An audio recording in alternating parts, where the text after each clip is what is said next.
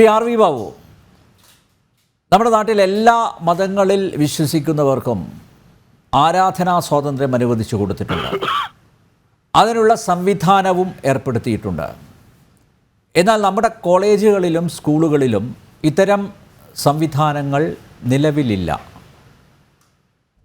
പഠനവേളകളിൽ ആരാധനയ്ക്കായി പ്രത്യേക സൗകര്യം ചെയ്തു കൊടുക്കണമെന്ന് ആരും നിഷ്കർഷിച്ച് കണ്ടിട്ടുമില്ല. എന്നാൽ ഒരു പ്രത്യേക മതവിഭാഗത്തിൽപ്പെട്ടവർ ഇതിനായി മുറവിളി കൂട്ടുകയാണ്. അതിൻ്റെ ഭാഗമായിട്ടാണ് കഴിഞ്ഞ ദിവസം മൂവാറ്റുപുഴ നിർമ്മല കോളേജിൽ പ്രിൻസിപ്പാളിൻ്റെ മുറിക്ക് പുറത്ത് കുത്തിയിരുന്ന വിദ്യാർത്ഥികൾ പ്രതിഷേധിച്ചത്. ഇതൊരു കുത്തിത്തിരിപ്പ് സമരമല്ലേ? ക്യാമ്പസുകളിലെ മതസൗഹാർദ്ദം തകർക്കാനുള്ള ബോധപൂർവ ശ്രമമല്ലേ വിദ്യ മറികടന്നുള്ള ഇത്തരം അഭ്യാസങ്ങൾ? എന്താണ് താങ്കളുടെ നിരീക്ഷണം? ഇത് ഒരു കുത്തിത്തിരിപ്പ് സമരം എന്നുള്ള നിലയ്ക്ക് അതിന് എനിക്ക് തോന്നുന്നു അതൊരു ഒരു ലഘൂകരിക്കപ്പെട്ട പദമാണ്. കുത്തിത്തിരിപ്പ് എന്നൊക്കെ പറഞ്ഞാൽ നമ്മുടെ നാട്ടിലെ എല്ലാ രാഷ്ട്രീയക്കാരും പരസ്പരം ചെയ്യുന്നതും അല്ലെങ്കിൽ പലയിടങ്ങളിലും ഒക്കെ കാണുന്ന ഒരു കാര്യമാണ്. ഇത് കുത്തിത്തിരിപ്പ് എന്നുള്ള ഒരു ലഘുവായ സംജ്ഞ കൊണ്ട് വിശദീകരിക്കാവുന്ന കാര്യമല്ല, അല്ലെങ്കിൽ അതിനെ ലളിതവൽക്കരിക്കാവുന്ന ഒരു കാര്യമല്ല. ഇത് വളരെ ആസൂത്രിതമായിട്ട് നടപ്പാക്കിക്കൊണ്ടിരിക്കുന്ന ഒരു മതവൽക്കരണമാണ്. Islamisation in the whole area. സംശയം വേണ്ട കാര്യത്തില് എല്ലാ രംഗത്തും ഇസ്ലാമൈസേഷൻ കൊണ്ടുവരിക എന്നുള്ള മത അജണ്ടയുടെ ഭാഗമായിട്ട് അവർക്ക് എവിടെയൊക്കെയാണോ സാധിക്കുന്നത് അവിടെയൊക്കെ അവർ നടപ്പാക്കുകയാണ്. നമ്മുടെ ഭരണഘടന ആർട്ടിക്കിൾ 25 നമ്മുടെ പൗരന്മാർക്ക് മതം പ്രാക്ടീസ് ചെയ്യാൻ, മതം പ്രൊഫസ് ചെയ്യാൻ, മതം പ്രചരിപ്പിക്കാൻ, right to practice, right to profess and right to propagate, ഇതിനുള്ള സ്വാതന്ത്ര്യം കൊടുത്തിട്ടുണ്ട്. പക്ഷെ ആ സ്വാതന്ത്ര്യം അത് അബ്സല്യൂട്ടൽ ആയിട്ടുള്ള ഒരു സ്വാതന്ത്ര്യമൊന്നുമല്ല. ആ സ്വാതന്ത്ര്യം subject to public order, morality, ഇതിനൊക്കെ അതിന്റെ പബ്ലിക് ഹെൽത്ത്, ഈ 3 കാര്യങ്ങളെ ആസ്പദമാക്കിക്കൊണ്ട് അതിനെ അടിസ്ഥാനപ്പെടുത്തിക്കൊണ്ടാണ് മതം ആചരിക്കാനും പ്രചരിപ്പിക്കാനും പ്രാക്ടീസ് ചെയ്യാനും അല്ലെങ്കിൽ അത് അനുഷ്ഠിക്കാനും ഒക്കെയുള്ള സ്വാതന്ത്ര്യം നമ്മുടെ രാജ്യത്ത് ഈ കാര്യങ്ങളെ ആസ്പദമാക്കിക്കൊണ്ടാണ് ഉള്ളത് ഭരണഘടന നിഷ്കർഷിക്കുന്നത്. എന്നാൽ ഇവിടെ എന്താണ് സംഭവിക്കുന്നത്? ഇവിടെ സ്കൂളിൽ പഠിക്കാനാണ് വരുന്നത്, കോളേജിൽ പോകുന്നത് കുട്ടികൾ പഠിക്കാനാണ്. ആ പഠന സമയം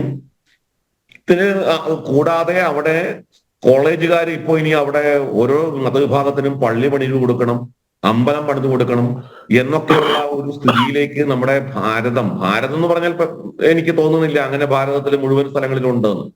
കേരളത്തിൽ ഇത് വ്യാപകമായിക്കൊണ്ടിരിക്കുന്നു. കേരളത്തിൽ ഈ ആവശ്യം വ്യാപകമായിക്കൊണ്ടിരിക്കുന്നു. ഇത് ആദ്യത്തെ അനുഭവം ഒന്നല്ല അനിൽ നമ്പ്യാർ. എത്രയോ കാലങ്ങളായി നമ്മൾ കണ്ടുകൊണ്ടിരിക്കുന്നു. ഇപ്പോ മത മൗലികവാദികളുടെ മത തീവ്രവാദികളുടെ അജണ്ടക്കനുസരിച്ച് പ്രവർത്തിക്കേണ്ട ഒരു സാഹചര്യം കേരളത്തിൽ സർക്കാരുകൾക്ക് വന്നു ചേർന്നിരിക്കുന്നു. ഇത്തരത്തിലുള്ള കാര്യങ്ങൾക്ക് വഴിമരുന്നിടുന്നത്, പ്രോത്സാഹനം നൽകുന്നത് സർക്കാരിന്റെ ചില നിലപാടുകളാണ്. കാലങ്ങളായിട്ട് നമുക്കറിയാം നമ്മുടെ കേരളത്തിലെ സർക്കാർ ജീവനക്കാർക്ക് ഈ സൗകര്യം ചെയ്തു കൊടുത്തിട്ടുണ്ട്. സർക്കാർ ജീവനക്കാർക്ക് വെള്ളിയാഴ്ചകളിൽ 2 മണിക്കൂർ സമയം നിസ്കരിക്കാൻ വേണ്ടിയുള്ള ലിഷർ ടൈം കൊടുത്തിട്ടുണ്ട് നമ്മുടെ രാജ്യം, നമ്മുടെ കേരളത്തിൽ മുഴുവൻ ഭാരതത്തിലും അങ്ങനെയില്ല, കേരളത്തിലുണ്ട്. വെള്ളിയാഴ്ചകളിൽ അങ്ങനെ മുസ്ലിം വിഭാഗത്തിൽപ്പെട്ട മതവിശ്വാസികൾക്ക് 2 മണിക്കൂർ സമയം പള്ളിയിൽ പോയി നിസ്കരിക്കാനുള്ള സമയം അനുവദിച്ചു കൊടുത്തിട്ടുണ്ട്. ഇത് ഏത് നിയമത്തിന്റെ അടിസ്ഥാനത്തിലാണ് അങ്ങനെ കൊടുക്കുന്നത്?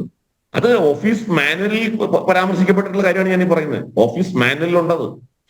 എന്നിട്ട് അതിനകത്ത് രസകരമായ വസ്തുത, അങ്ങനെ കൊടുത്താൽ അങ്ങനെ പോകുന്നവര് പിറ്റേ ദിവസം കോമ്പൻസേറ്റ് ചെയ്ത് വർക്ക് ചെയ്യണമെന്നാണ്. ആര് വർക്ക് ചെയ്യുന്നു?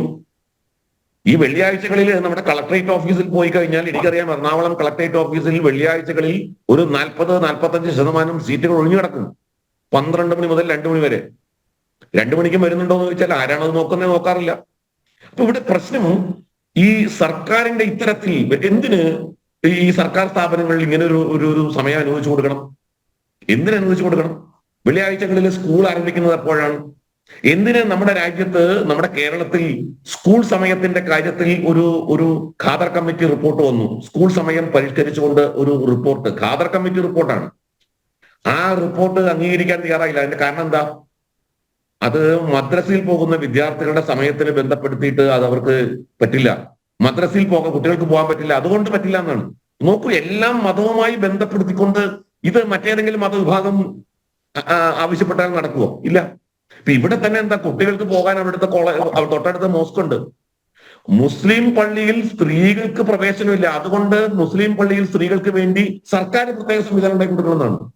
അല്ലെങ്കിൽ ആ മാനേജ്മെന്റ് പ്രത്യേക സംവിധാനം ഉണ്ടാക്കി കൊടുക്കണം. ആ മതവിഭാഗത്തിന്റെ ചുമതലയല്ലേ മുസ്ലിം പെൺകുട്ടികൾക്ക് നിസ്കരിക്കാൻ സൗകര്യം ചെയ്തു കൊടുക്കേണ്ടത്? ആ മതവിഭാഗമാണ്. പക്ഷെ അതിന് പകരം ഇവിടെ ക്രിസ്ത്യൻ മാനേജ്മെന്റ് സ്കൂളാണ്, ആ ക്രിസ്ത്യൻ മാനേജ്മെന്റ് കോളേജാണ്, അവിടെ അതിനുള്ള സൗകര്യം ഒരുക്കി കൊടുക്കാൻ ക്രിസ്ത്യൻ മാനേജ്മെന്റ് ശ്രമിക്കുന്നതാണ്. ഇത് ഇവിടുത്തെ ന്യായമാണ്, ഇതെവിടെ നടക്കുന്ന കാര്യമാണ്. പക്ഷെ ഇതിവിടെ നടക്കുന്നു, കേരളത്തിൽ നടക്കുന്നു. എന്തെല്ലാം പരിഷ്കരണങ്ങൾ കേരളത്തിൽ കൊണ്ടുവരാൻ ശ്രമിച്ചു. ലിംഗസമത്വവുമായി ബന്ധപ്പെടുത്തിയ യൂണിഫോം ഏകീകരണത്തെ സംബന്ധിച്ച് ഒരു നടപടിയായിട്ട് മുന്നോട്ട് വന്നു. നടന്നോ? കേരളത്തിൽ നടന്നില്ല. ലിംഗസമത്വവുമായി ബന്ധപ്പെട്ട് ഉള്ള വിഷയം നമുക്കറിയാം, ഒരു പെൺകുട്ടിയെ പൊതുവേദിയിൽ ഇറക്കിവിട്ട സംഭവം. ഇതൊക്കെ നടക്കുന്നു. എന്നാൽ ഈ നിലപാടാണോ ഹിന്ദു സ്ഥാപനങ്ങളോട്, ക്രിസ്ത്യൻ സ്ഥാപനങ്ങളോട് ഉള്ളത് സർക്കാരിന്? അല്ലല്ലോ. നമുക്കറിയാലോ, കോഴിക്കോട് ഒരു മാനേജ്മെന്റ് സ്കൂള്, ഒരു കെട്ടിടം പണിത്, ആ കെട്ടിടം പണിയുന്നതിന്റെ അതിന്റെ ഉദ്ഘാടനത്തിന് മുൻപായിട്ട് അവിടെ ഒരു ഗണപതി ഹോമം നടത്തി.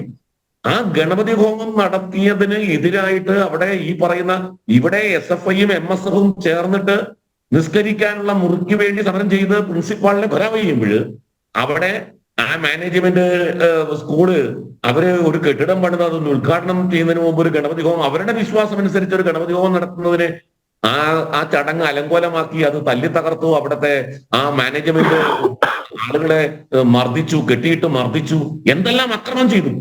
അപ്പൊ ഹിന്ദുക്കൾക്ക്, ക്രിസ്ത്യാനികൾക്ക് കേരളത്തിൽ ഇത്തരത്തിലുള്ള സ്വാതന്ത്ര്യം നിഷേധിക്കപ്പെടുന്ന സാഹചര്യമുണ്ട്. ആ സാഹചര്യം എന്നാൽ മറ്റു മതവിഭാഗങ്ങൾ, ഒരു മതവിഭാഗം അവരുടെ സംഘടിത ശക്തി ഉപയോഗിച്ചുകൊണ്ട്, ഞാൻ ചോദിക്കട്ടെ, ഇപ്പൊ ഇതുവരെ ഇത്രയും സമയം 24 മണിക്കൂർ കഴിഞ്ഞു ഈ സംഭവം നടന്നിട്ട്. ഈ സംഭവം നടന്നിട്ട് അതും ഒരു കേരളത്തിലെ മുസ്ലിങ്ങളെക്കാൾ ന്യൂനപക്ഷമായ ഒരു സമുദായത്തിന്റെ സ്ഥാപനത്തിന് നേരെയാണ് ഈ അക്രമം ഉണ്ടായത്. ഇവിടുത്തെ ഏതെങ്കിലും രാഷ്ട്രീയ പ്രസ്ഥാനങ്ങളുടെ പ്രതികരണം ഞാൻ കണ്ടിട്ടില്ല ഇതുവരെ. ഇനി വന്നോന്ന് ഞാൻ ശ്രദ്ധിച്ചിട്ടില്ല കേട്ടോ. എന്റെ ശ്രദ്ധയിൽ പെടാതെ പോയതാണെന്ന് അറിഞ്ഞുകൂടാ. എന്തുകൊണ്ടാണ് അത് വരാതിരുന്നത്? ഏതെങ്കിലും സർക്കാരിന്റെ ഭാഗത്ത് നിന്ന് അത്തരത്തിലുള്ള ഒരു പ്രതികരണം വന്നോ? ഇത് തെറ്റാണ്, ഇത് അനുവദിക്കാൻ പാടില്ല? ശ്രീ ആർവി ബാബു, രാഷ്ട്രീയ പാർട്ടികൾ മാത്രമല്ല, ഇവിടുത്തെ മുഖ്യധാരാ മാധ്യമങ്ങളുണ്ടല്ലോ, അവർ എത്ര പേർ ഈ വിഷയം ഏറ്റെടുത്തിട്ടുണ്ട്? അല്ല, അത് സെലക്റ്റീവ് ആണല്ലോ അനിൽകുമാറെ. മാധ്യമങ്ങളുടെ കാര്യത്തിൽ, നമുക്ക് കേരളത്തിലെ മാധ്യമങ്ങളുടെ കാര്യത്തിൽ ആർക്കാണ് അത്തരത്തിലുള്ളൊരു പ്രതീക്ഷയുള്ളത്? എനിക്ക് അതിന് പ്രതീക്ഷയില്ല. സന്ദേശ് ഖാലി വിഷയം വന്ന സമയത്ത് ചർച്ച ചെയ്തു നമ്മുടെ നാട്ടില്. 58 സ്ത്രീകളെയാണ് പരസ്യമായി ബലാത്സംഗം ചെയ്തത്. 58 സ്ത്രീകളെയാണ്. 13 വയസ്സുകാരിയായ ഒരു പെൺകുട്ടിയെ അവരുടെ അമ്മയുടെ, ആ കുട്ടിയുടെ അമ്മയുടെ മുന്നിലിട്ട് ബലാത്സംഗം ചെയ്യുന്നു. എത്ര പേര് മാറി മാറി ബലാത്സംഗം ചെയ്തു? 13 വയസ്സുള്ള. കേരളത്തിലെ മാധ്യമങ്ങളാരും ചർച്ച ചെയ്തോ? അങ്ങ് പാലസ്തീനിലെ വിഷയത്തിന് വേണ്ടിയിട്ട്, അല്ലെങ്കിൽ മറ്റേ ഇറാനിലെ വിഷയത്തിന് വേണ്ടി ഒക്കെ ചർച്ചകൾ കൊഴിപ്പിക്കുന്ന കേരളത്തിലെ മാധ്യമങ്ങൾക്ക് നമ്മുടെ രാജ്യത്ത് നടന്ന വിഷയത്തെ സംബന്ധിച്ച് ചർച്ച ചെയ്തോ? ചർച്ച ചെയ്തില്ല. കേരളത്തിലെ മാധ്യമങ്ങൾ എല്ലാ കാര്യത്തിലും സെലക്റ്റീവ് ആണ്. സെലക്റ്റീവ് ആവുന്നത് എപ്പോഴാണ്? അത് ഒരു തീവ്ര മതവിഭാഗത്തിന്റെ അജണ്ടയ്ക്ക് അനുസരിച്ച് അവർക്ക് അനുകൂലമായ കാര്യങ്ങൾ ചർച്ച ചെയ്യും, അല്ലാത്തതൊക്കെ തമസ്കരിക്കും. അപ്പൊ കേരളത്തിലെ മാധ്യമങ്ങളെ ഹൈജാക്ക് ചെയ്തിരിക്കുകയാണ്. കേരളത്തിലെ മാധ്യമങ്ങൾ പ്രവർത്തിക്കുന്നതും കേരളത്തിലെ മാധ്യമങ്ങളുടെ സമീപനവും ഒക്കെ മതതീവ്രവാദികളുടെ അജണ്ടയ്ക്കനുസരിച്ച്, ഇപ്പൊ മീഡിയ വൺ ഉണ്ടാക്കുന്ന അജണ്ടയ്ക്കനുസരിച്ചില്ലേ കേരളത്തിലെ മാധ്യമങ്ങൾ ചർച്ച ചെയ്യുന്നത്? മീഡിയ വണ്ണിന്റെ അജണ്ടയ്ക്കനുസരിച്ചിട്ടാണ്. മീഡിയ വൺ ആണ് കേരളത്തിലെ മാധ്യമങ്ങൾ എന്ത് ചർച്ച ചെയ്യണം എന്ന് തീരുമാനിക്കുന്നത്. എത്രയോ കാര്യങ്ങൾ നമ്മൾ അങ്ങനെ കണ്ടു. അപ്പോ ഇതൊക്കെ വളരെ ഇപ്പൊ നമുക്കറിയാലോ, രാമായണത്തെ ആക്ഷേപിച്ചുകൊണ്ട് 2-3 ദിവസം തുടർച്ചയായിട്ട് 3-4 ദിവസം മാധ്യമം പത്രത്തിൽ വന്നു. ഇത് റംസാൻ മാസത്തിൽ ഖുറാനെ ആക്ഷേപിച്ചുകൊണ്ടാണ് വന്നതെന്നെങ്കിൽ കേരളത്തിലെ രാഷ്ട്രീയ നേതാക്കളും മാധ്യമങ്ങളൊക്കെ അതിനെ എങ്ങനെ സമീപിക്കുമായിരുന്നു? നമുക്കറിയാം, നൂപുർ ശർമ്മയുടെ വിഷയം ഉണ്ടായപ്പോ കേരളത്തിലെ മാധ്യമങ്ങളുടെ നിലപാടെന്തായിരുന്നു? നൂപുർ ശർമ്മ പറഞ്ഞ വിഷയം ഒന്നും ഖുറാനിൽ ഇല്ലാത്തതല്ല, ഹദീസിൽ ഇല്ലാത്തതല്ല. ആണോ? ഞാനിപ്പോ പല മുസ്ലിം മത നേതാക്കന്മാരെയും വെല്ലുവിളിച്ച് ചോദിച്ചിട്ടുണ്ട്, ഇത് ഖുറാനിലോ ഹദീസിലോ ഇല്ലാത്ത കാര്യമാണോ ഈ പറഞ്ഞത്? നൂപുർ ശർമ്മ പറഞ്ഞത് ഖുറാനിലുള്ള കാര്യമാണ് പറഞ്ഞത്. പക്ഷേ അവര് പറഞ്ഞതിനെ എതിർത്തുകൊണ്ട് കേരളത്തിലെ മാധ്യമങ്ങൾ മതവിദ്വേഷം പ്രചരിപ്പിക്കുന്നു എന്ന് പറഞ്ഞ് നൂപുർ ശർമ്മയ്ക്കെതിരെ വാളോങ്ങിയവർ, അവരുടെ ആ വീഡിയോ ഷെയർ ചെയ്ത കനയിലാലിനെ കഴുത്തറുത്ത് കൊന്ന സംഭവത്തിന് കാരണമായവർ, അവരൊക്കെ കേരളത്തിൽ ഈ രാമായണ വിമർശനത്തിനെ കണ്ടില്ലെന്ന് നടിക്കുകയല്ലേ ചെയ്തേ. രാമായണ വിമർശനത്തെ, അതും മാധ്യമം പോലുള്ള ഒരു മതരാഷ്ട്രവാദത്തിന് വേണ്ടി പ്രവർത്തിക്കുന്ന പത്രത്തിൽ രാമായണ മാസം വളരെ പവിത്രമായിട്ട് കാണുന്ന ഒരു ജനസമൂഹം ആചരിക്കു വരുമ്പോൾ രാമായണത്തെയും ശ്രീരാമനെയും എഴുത്തച്ഛനെയും വാൽമീകിയെയും ഒക്കെ നിശിതമായി വിമർശിച്ചത് കണ്ടില്ലെന്ന് നടിക്കുകയല്ലേ മാധ്യമങ്ങൾ ചെയ്ത്. അപ്പൊ ഞാൻ മാധ്യമങ്ങളെ കുറിച്ച് എനിക്കത് ഒട്ടും പ്രതീക്ഷയില്ല അനിൽ നമ്പ്യാർ, കേരളത്തിലെ മാധ്യമങ്ങളെ സംബന്ധിച്ച്. അതുകൊണ്ട് ഈ വിഷയത്തെ തീർത്തും ലഘുവായിട്ട് ഒരു കുത്തിത്തിരിപ്പായിട്ടല്ല കാണേണ്ടത്. ഇതൊരു മതതീവ്രവാദ അജണ്ടയാണ്. ആസൂത്രിതമായി കേരളത്തിൽ മതവൽക്കരണം നടപ്പിലാക്കാൻ ഓരോന്നായി അത് നടപ്പാക്കിക്കൊണ്ടിരിക്കുക, ഓരോന്നായിട്ട്. ഇപ്പോ ആദ്യത്തെ സംഭവമല്ല ക്രിസ്ത്യൻ സ്ഥാപനത്തിന് നേരെ ഇത്തരത്തിലുള്ള മതതീവ്രവാദികളുടെ അജണ്ട നടപ്പാകുന്നത്. നമ്മൾ കണ്ടതാണ് പാലയില് പള്ളിക്ക് നേരെ നടന്ന ആക്രമണം എന്താണെന്നുള്ളത്. നമ്മൾ കണ്ടതാണ് പാലാ ബിഷപ്പ് ലക്കോട്ടെ ജിഹാദ് എന്ന പ്രയോഗം നടത്തിയപ്പോൾ ആ പാലാ ബിഷപ്പിനെതിരെ നടന്ന ആക്രമണ സ്വഭാവം എന്തായിരുന്നു എന്നുള്ളത്. ഇത് ആദ്യത്തെ സംഭവമല്ല. കേരളത്തിൽ ഇസ്ലാമിക മത തീവ്രവാദത്തിന് മുമ്പിൽ ഈ സർക്കാർ അമ്പേ മുട്ടുമടക്കിയിരിക്കുന്നു, കീഴ്പ്പെട്ടു നിൽക്കുന്നു, മുട്ടുപറച്ചു നിൽക്കുന്നു എന്നുള്ളതാണ് ഇതപര്യന്തമുള്ള കേരള സർക്കാരിന്റെ ഈ കഴിഞ്ഞ കാലത്തെ മുഴുവൻ ചരിത്രം എടുത്താൽ നമുക്ക് മനസ്സിലാകുന്നത് അനിൽ നമ്പ്യാർ.